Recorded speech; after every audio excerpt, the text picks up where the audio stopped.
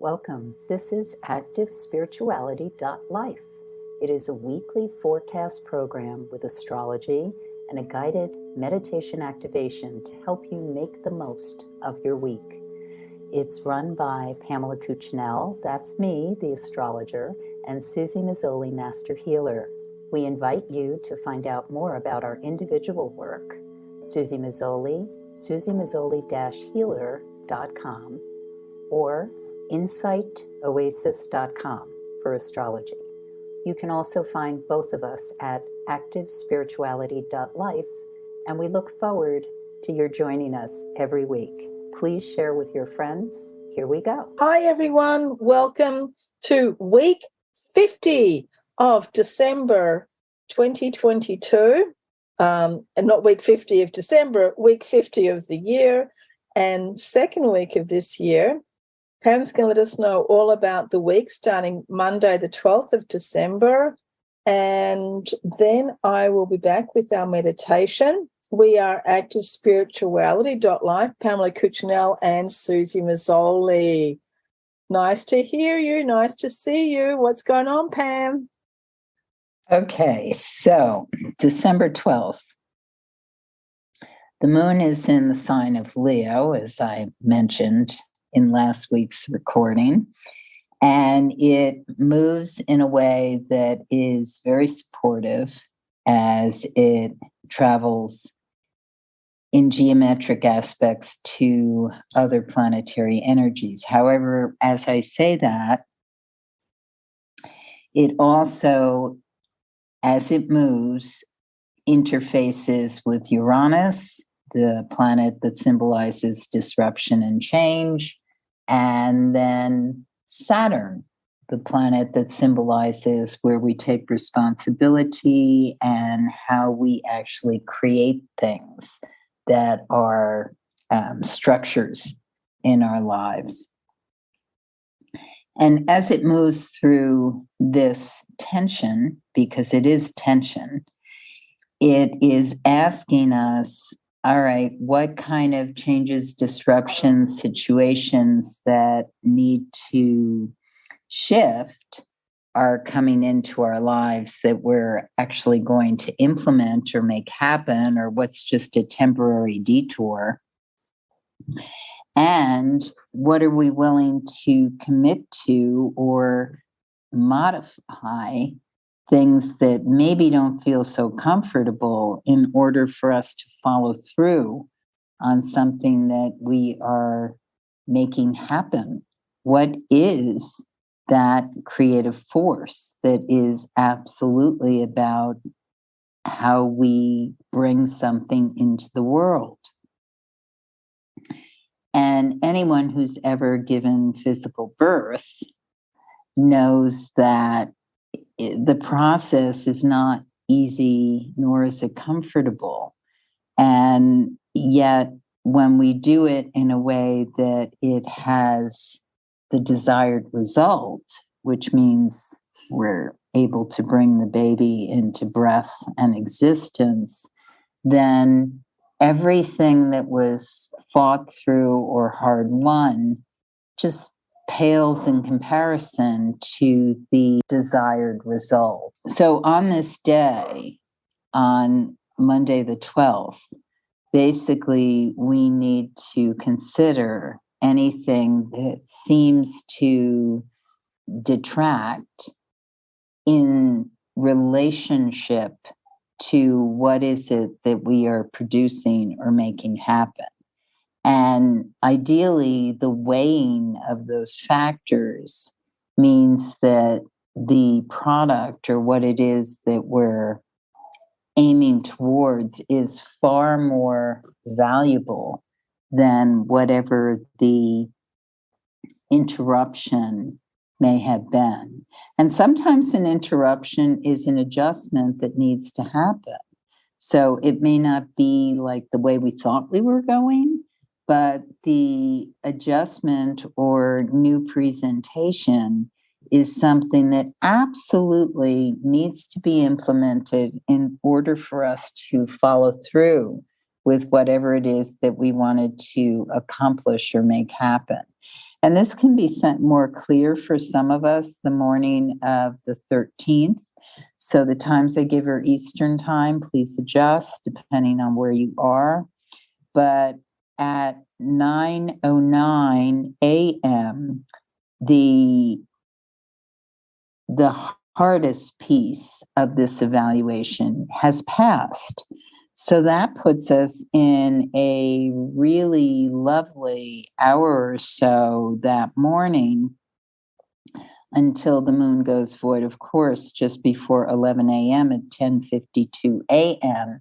But it gives us about an hour and almost 2 hours where we're able to really move with something that we know is going to have the positive outcome, and it's what we want to aim for, and it's what we need to aim for. So whatever kind of discomfort or misalignment may have happened the day before or in the early morning hours, that just needed to happen in order to poise us for really strong being able to follow through. And sometimes it's just mental, not to say minimize that power, but sometimes it's simply doubts or wondering if we can really pull it off, or should I really call or contact this person? And what if I can't get in touch with whatever that is? It can be subtle, but it can absolutely stymie us if we let ourselves get caught into it. And sometimes we have to work through it, tease it out, so that then we have that clear consciousness in the morning of the 13th that allows us to move forward with utter decisiveness and make happen the things that we are aspiring to do. So the moon goes void, of course, at 10:52 a.m. And when the moon is void, of course, it means that we're in a period where nothing new is probably going to get off the ground. It's also the waning moon cycle. The only time I would say that this is not necessarily the case is if that moon, as it's traveling through the sky, is making some direct aspect to your personal horoscope. And you may know what that means or you may not. In general, when the moon is void, of course, we recommend that you stay working on projects already in motion. Avoid initiating anything new or reaching out to a business contact or a person who you really need to make a new connection with or a fresh start with, because there's no emotional glue that holds people to seeing out the situation. And so we're much better served by holding back and waiting for that initiation energy once the moon has entered the next sign. That happens on the 14th when the moon enters Virgo at 3:45 a.m. However, that Virgo moon is going through some bumps and challenges. And overall, this week is, other than the first day and until the 13th, this week of the 14th, 15th, 16th through basically Sunday evening, it's not that we can't do things and follow through and have positive outcomes. We certainly can. But it's best to work with the energy that is presented to us. So I'm going to explain what that means. So on the 14th, Wednesday, once the moon has entered Virgo, where basically Eastern time happens in the wee hours of the morning. So when you wake up, you are in this energy that is, it may feel like, whoa, is the defrost on my windshield if you're in the colder areas? Or why can't I see clearly? Or why am I not getting all the information I need? And there is a kind of diffusion that's happening. And what that's about is that in some cases, we don't have all the information we need yet. And part of when that's going on, which in my language is indicative of a Neptune transit, but one reason it's going on is that we are not getting signals through the channels we're used to listening to. So it could literally mean that you're not able to get your Wi-Fi happening, or the news station that you usually listen to is down, or they don't have the data that you need them to have.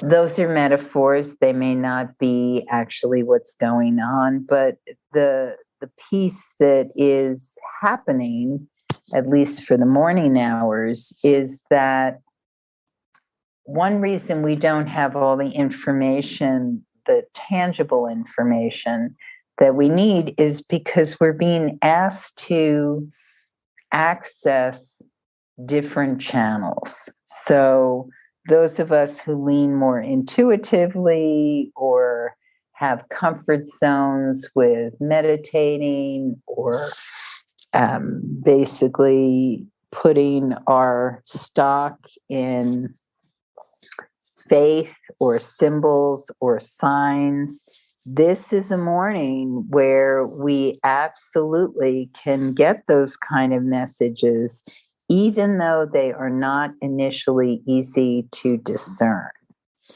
Clarity may come in more throughout the afternoon into the next day, but we can also misinterpret some of that information. So basically, the best thing, what I would plan to do on these few days is I plan to open up creative channels within myself. So what is it I want to explore artistically, or through writing, or through music, or through maybe some different healing modalities?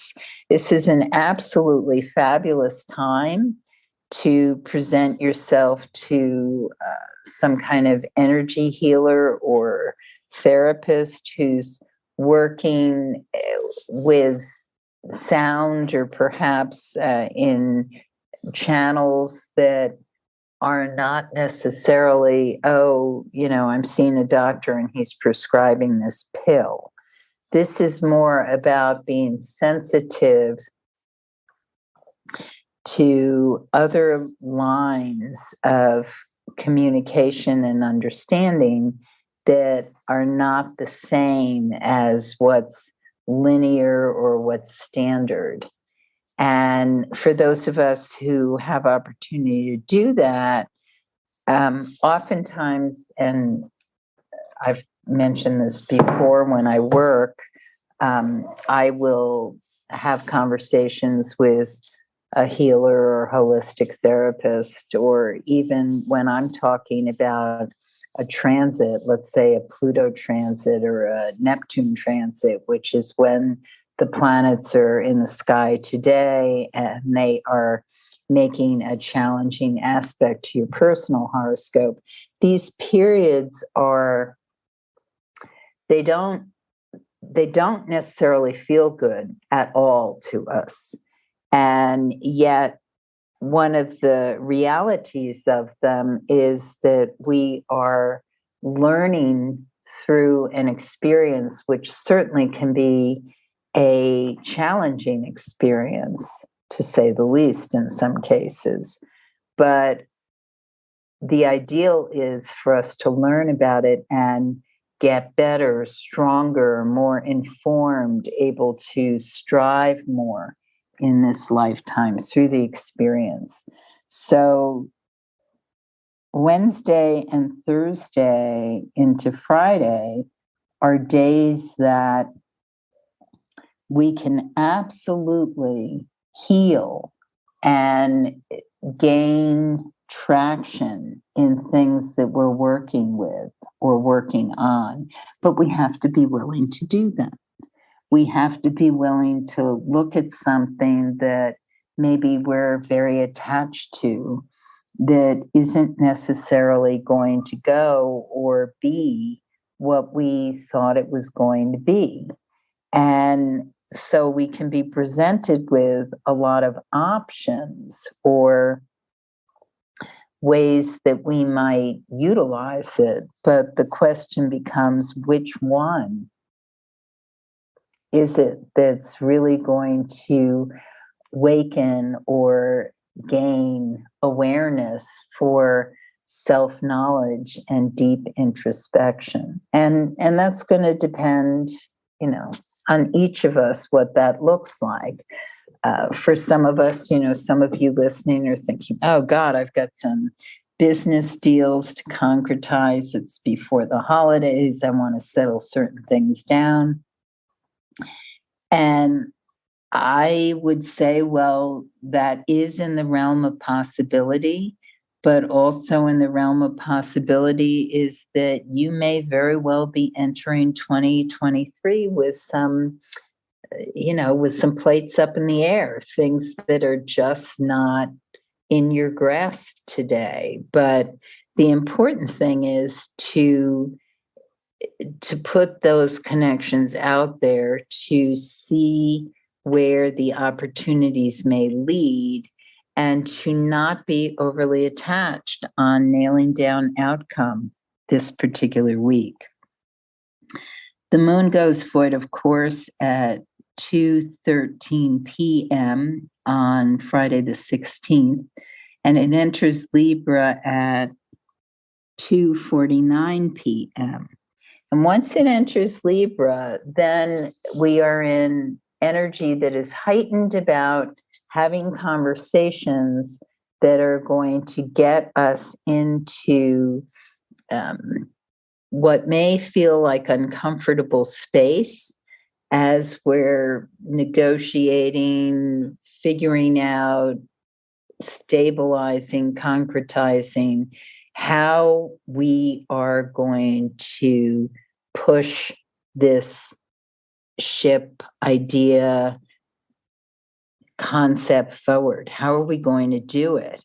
And it may be that over the next couple of days, you don't feel any sense of resolution or understanding of how you can make this happen, but engaging in the conversations and basically, what's the phrase?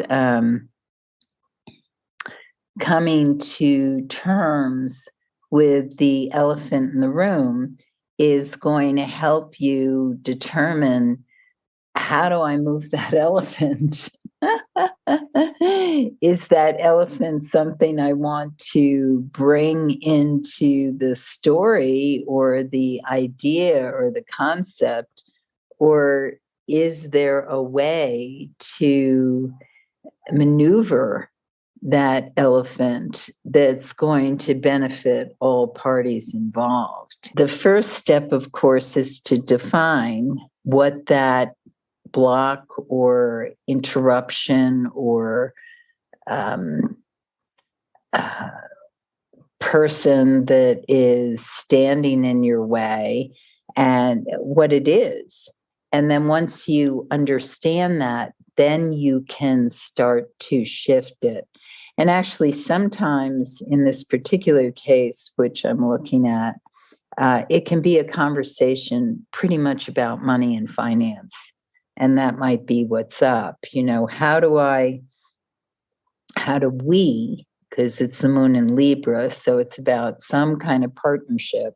How do we establish what's necessary in order to make this sustainable for all people involved.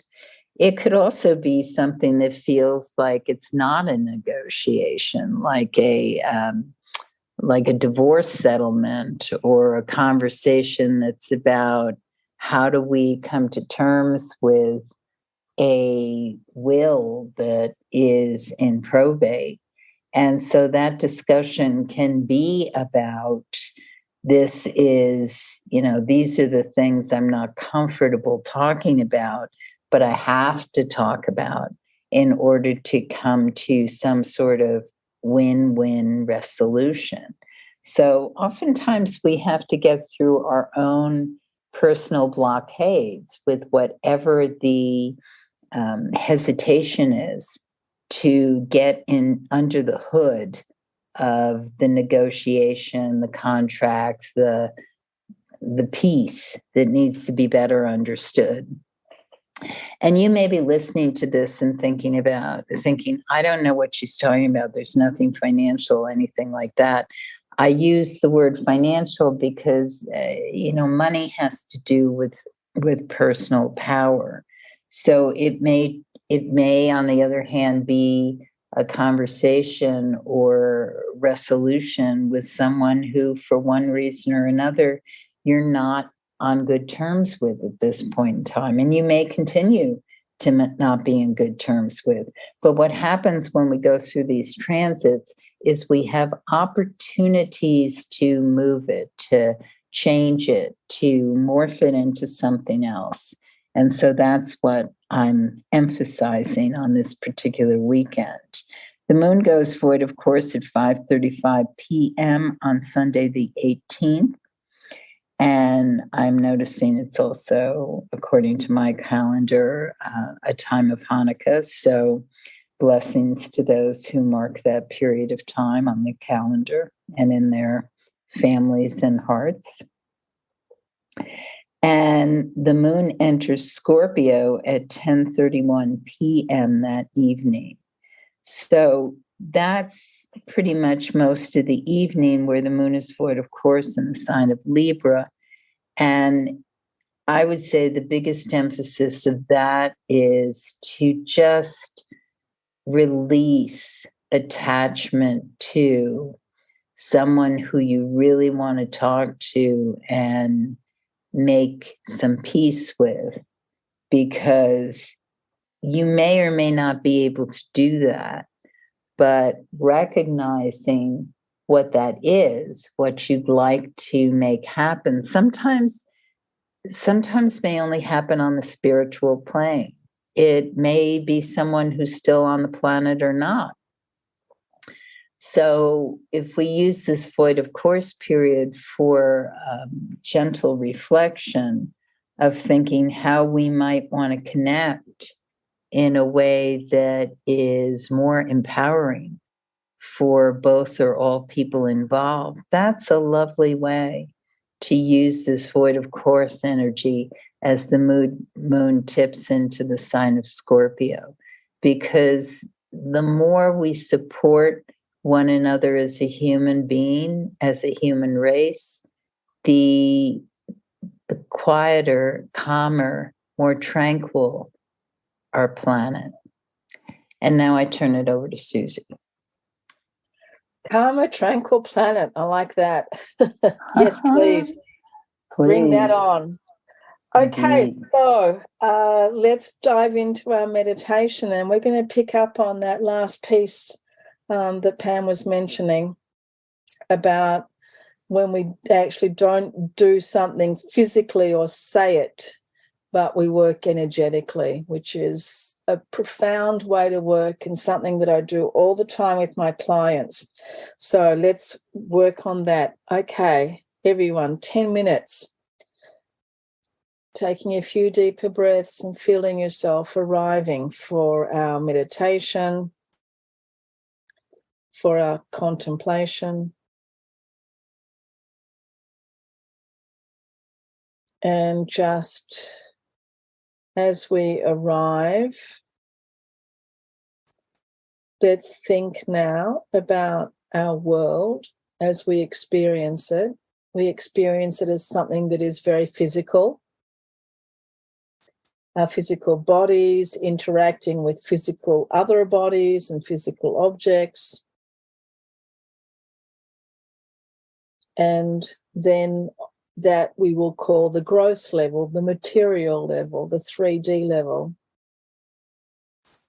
And then on a deeper level, which is also energetic, but not necessarily one that we can experience in 3D, are our feelings, the way that we feel. And then on an even deeper level, at least in the way that I understand and see the world, are our thoughts, the things that we think. And then on a deeper level again, I understand our energy, one might call it the spirit, but our energy. And this also could be considered the chi or the prana, or in homeopathy we call it the vital force. And just visualize these like balls inside of balls, like the Russian dolls, one inside the other. So the deepest level, the inside of that walnut, is our energy, our vital force. And then the next layer going out are our thoughts, the things that we think. And the next layer out are our feelings.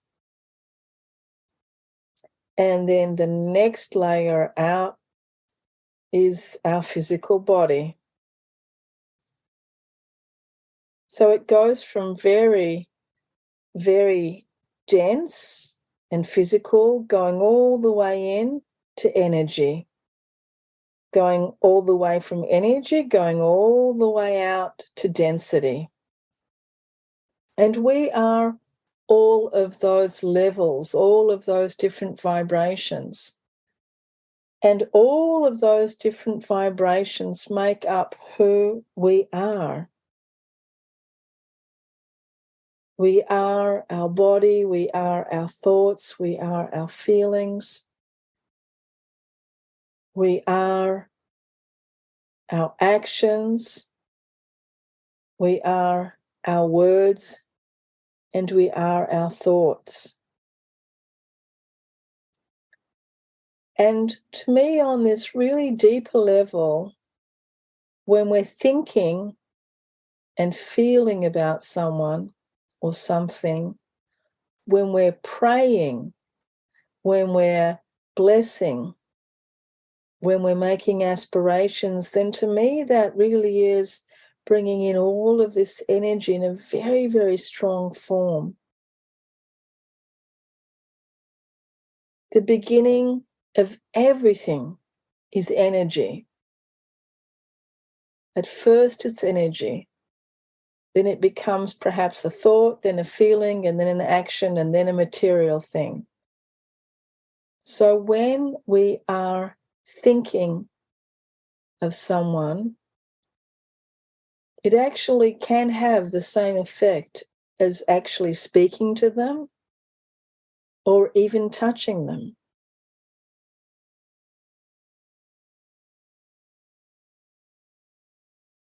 So when we're thinking, we are creating in the world.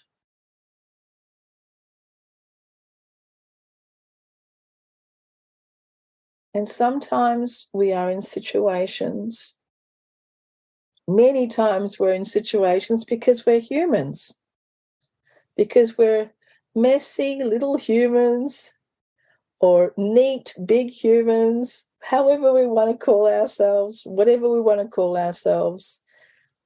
Where we are, this land, this realm, this place where we live, There is happiness, there is sadness, but we can all agree that there is suffering.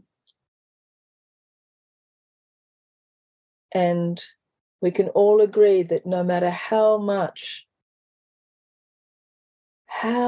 we can love and how much we can be happy, there is always loss, there is always sadness at some point. Because everything, including ourselves, everything is impermanent. So sometimes we're in situations where it's difficult to express ourselves, or we have a fight, or we have a problem with someone, and we can't engage in a conversation with them. Perhaps they've crossed over, they've died, or perhaps we can't reach them, or perhaps they just won't listen to us, or perhaps we just can't go there. So one of the great things that we can do is to think of them, to pray for them, to make aspirations for them, and know that this in our energetic universe is just as powerful as being there with them, as talking to them. So just imagine now in front of you any of the people that you might have problems with, people that have hurt you or that you have hurt, people that you've just lost it with and ended up screaming, people that you might have randomly done that to on the phone when you're trying to get something done, or people that you've known for many years and that you love very much. Just put all of these people now, visualize them in front of you. People that you have had difficulties with or that you have difficulty with. And this might be a very hard thing to do, but just visualize them now as your teachers. Visualize them now as your spiritual teachers. Visualize them as beings that are really, really making you do the work. They're forcing you. Well, maybe not really forcing you, but they're giving you this opportunity now. They're giving you an opportunity to be compassionate. Visualize them. Thank them for this opportunity. And from your heart, send unconditional love to their hearts. Sending this unconditional love, understanding that we're all suffering, and just send them some understanding, like, I get it, I understand.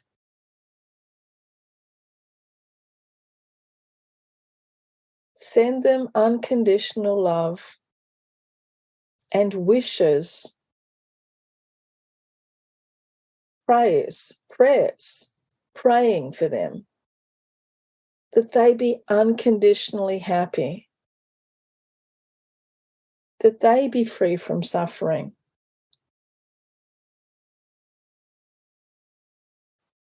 That they know loving kindness. And really feel it from your heart, reaching out to them, those people that you have found to be difficult in your life. Send them loving kindness.